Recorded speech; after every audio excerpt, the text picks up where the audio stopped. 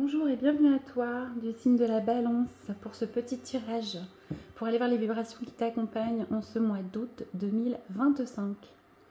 J'espère que tu vas bien. Allons voir tout de suite au niveau relationnel pour les balances s'il vous plaît en ce mois d'août 2025. Merci. Écoute, alors on te parle d'une déception amoureuse en ce mois d'août. Eh oui, alors avec ce 10, c'est source de nouveaux départs, bien sûr. Hein. Mais bon, tu es déçu. Il y a quelqu'un, la personne de ton cœur te déçoit. Peut-être que tu convoitais quelqu'un. Peut-être que cette personne n'est pas intéressée. Peut-être aussi que la personne avec qui tu es te déçoit dans certains de ses choix ou certaines de ses attitudes. En tout cas, avec ce 10, c'est pour un nouveau départ. Allons voir au niveau relationnel ce qu'on peut nous dire pour toi. Pour les balances en ce mois d'août 2025.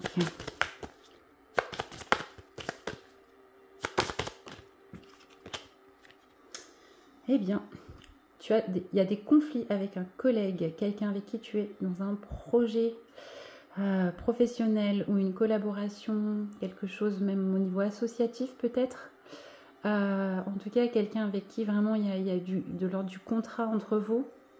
Eh bien, il y a vraiment des divergences, des difficultés, peut-être de la colère, des mots qui sont un peu, qui vont au-delà de ce qu'on avait envie de dire, d'accord.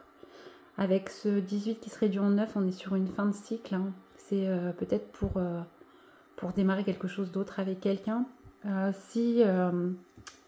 peut être lié aussi, hein, si avec ce collègue, enfin cette association était liée à quelque chose d'amoureux, hein, du sentimental, ben voilà, ça peut expliquer en tout cas. Allons voir maintenant au niveau professionnel réellement, niveau matériel en tout cas, ce qu'on peut nous dire pour les balances en ce mois d'août 2025. J'en ai une qui est toute seule, je vais la prendre. Ouais, du coup, t'es insatisfait au niveau professionnel, il y a quelque chose qui ne te convient pas. C'est pas tout à fait ce que tu espérais, tu ne t'éclates pas dans ton travail ou il te manque quelque chose. En tout cas, il y a quelque chose qui te perturbe en fait et qui t'empêche de te sentir épanoui au niveau pro. Très bien, en même temps s'il y a des conflits, c'est assez logique. Allons voir au niveau du développement personnel. Bon, pas se mentir les balances, ça semble pas être le mois de l'année, hein, mais on n'a pas fini. Allez. Au niveau du développement perso, qu'est-ce qu'on a pour toi? Merci. Ah oui, tu as le même type de tirage que les taureaux, ça peut peut-être te parler, en tout cas au niveau du développement personnel, entre la déception amoureuse, les conflits pro et l'insatisfaction pro, évidemment tu perds un peu la notion de sens de ta vie en fait, et des événements. D'accord, tu te demandes un peu pourquoi ça t'arrive. Tu te demandes finalement ce que tu fais là, quel est ton chemin et pourquoi tu vis tout ça. Avec ce 5, on te dit qu'on est dans du changement, quelque chose qui est temporaire, d'accord.